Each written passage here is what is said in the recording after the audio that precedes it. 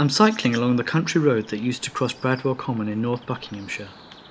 It's now a footpath in the heart of central Milton Keynes, the city where I grew up. Milton Keynes remains the most ambitious social project of its kind in the UK, the last of the post-war new towns and the only one that had the chutzpah to call itself a city. The original plan was to create nothing less than an ideal living environment for 250,000 people, a place where cars could drive and people could walk, and the state would rent you an airy modern home if you needed one. In the early years of the Milton Keynes Development Corporation, under the influence of Derek Walker, the city's chief architect and planner, only the best would do. And when it came to making drawings to show how the future would look, I think the best was Helmut Jacobi. Jacobi was a German architectural renderer, active from the 1960s through to the start of the 21st century. He could take the bare outlines of a plan and envisage it as a fully realised cityscape, always in finely detailed ink drawings. Many of the projects that Jacobi drew for Milton Keynes were never actually built, and today I'm going to go in search of a number of these sites.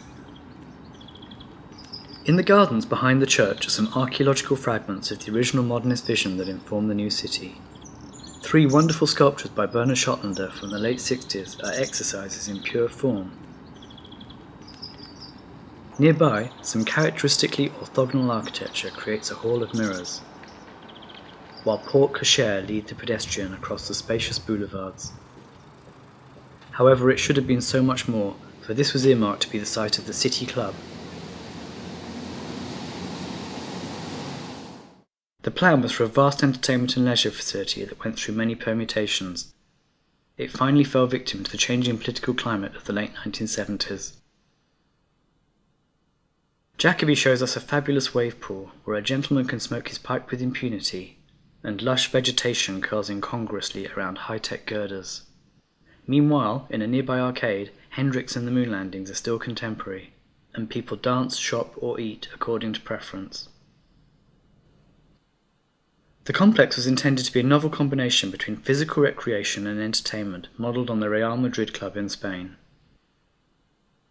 According to an early brochure for the city, it would be a place where someone can have a hard game of football, relax in a sauna bath, buy a book, meet friends for a drink in the bar, look at an exhibition and eat in restaurants without leaving the club. Numerous models and plans, subsequently destroyed, are lovingly detailed essays in future leisure.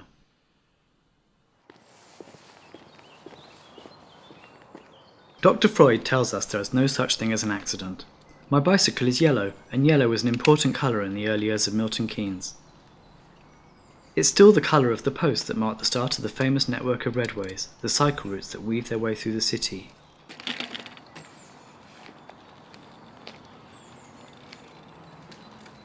In the 1970s, yellow was the colour of whole buildings, such as the Wolverton Sports Club, or interiors, such as the Architects Department at the Milton Keynes Development Corporation. The city then was like a giant playground, and I've used my memory of it as the basis for a new installation at MK Gallery. This features the original publicity photographs commissioned by the Development Corporation of the visionary architecture, and the new community is taking shape amid the mud. Whereas many of the projects drawn by Jacobi remain unbuilt, a number of the places included in this work have already been demolished. The history of Milton Keynes is a record of the troubled relationship that the British have with the modern and the new. I'm now at the Belvedere looking out across Campbell Park, named after Lord Campbell of Escon, the first chairman of the Development Corporation. Jock Campbell is revered by those involved in the early days of MK. He was a socialist millionaire with a reforming zeal who I suspect wanted everyone to live as well as he did. Perhaps he made Milton Keynes to prove that was possible. The park today represents a fine tribute to him, but it is only a small part of what was planned in the 1970s. Jacobi's drawings show a sequence of modernist monuments that might leave Etienne Louis Boulet fumbling for words. From a large tour-like cone showing a hint of Glastonbury with possible Aztec influences, the Sunday stroller moves down a sequence of ramps and steps. Arriving at a water carpet, there to linger a while, he moves on across a vertiginous glass bridge to further follies. I have no idea what a water carpet is, but I know I want to walk across one. Buried somewhere within all this is a yoga centre. Milton Keynes represents a unique moment in recent history, the point at which the social revolutions of 1945 and 1968 collide. Clement Attlee's welfare state taking a ride in a yellow submarine. A good portion of those involved in its planning were beautiful freaks, inspired by the hippie movement to explore a pastoral iconography in a modernist context. Midsummer Boulevard, the main thoroughfare of the city centre, is cosmically aligned with sunrise on the summer solstice. A drawing of the boating pool sees Jacobi emerge as a hallucinatory landscapist. Nothing is real. Meanwhile, over on the other side, there was a proposal for an international sculpture park. Interconnected galleries, courtyards and glades were to lead off from a central ramp that followed the slope of the site. Henry Moore was its president-elect and had promised a generous selection of sculptures on permanent loan. He encouraged several of his contemporaries to follow suit. When the political climate shifted to the right, the sculpture park failed to materialise along with the other wonders. It was 20 years ahead of its time.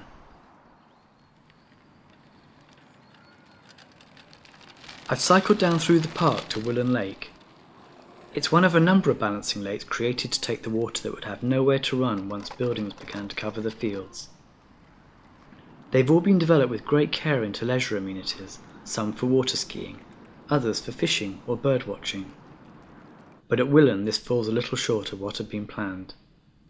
A discotheque built into the promontory allows Jacobi a moment of unalloyed 70s glamour.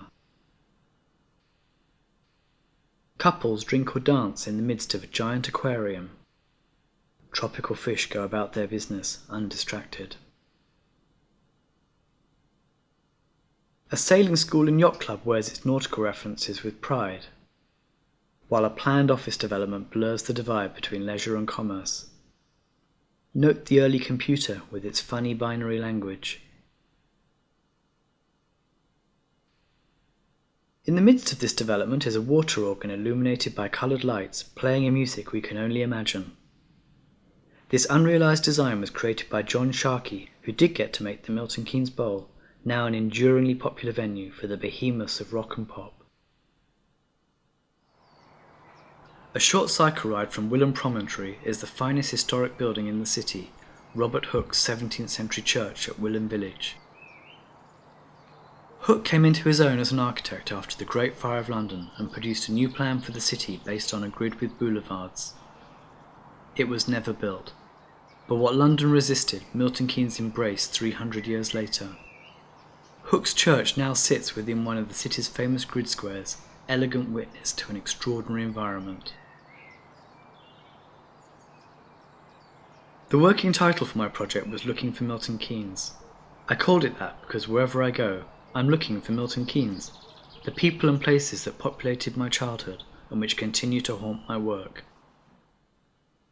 With Helmut Jacobi's drawings, I need to look no further.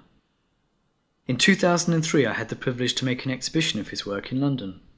Helmut, by then rather frail, came over from Germany and entertained us with a certain violence of opinion. "After the Beatles," he declared, "there is no pop music. And who are we to disagree?" He died in 2005, aged 79.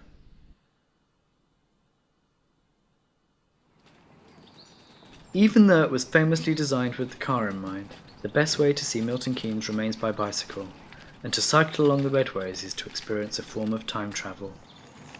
One moment you'll find yourself in a social democrat utopia, the next a Thatcherite boomtown, finishing up in a new Labour technocracy. Our current period is unnamed and ill-conceived, but it will certainly take on some sort of shape in Milton Keynes. This city was originally formed by politics, the politics of improving people's lives, and every political era eventually finds its expression here.